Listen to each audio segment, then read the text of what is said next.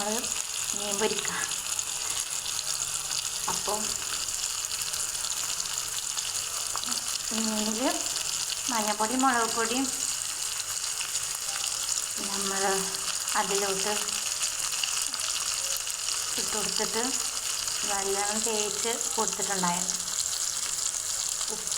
ഉപ്പ് ഇട്ടിട്ട്. പിന്നെ നമ്മൾ ഇഞ്ചിയും വെളുത്തുള്ളിയാണ് പേസ്റ്റ് രൂപത്തിലല്ല ചെയ്തിട്ടുള്ളത്.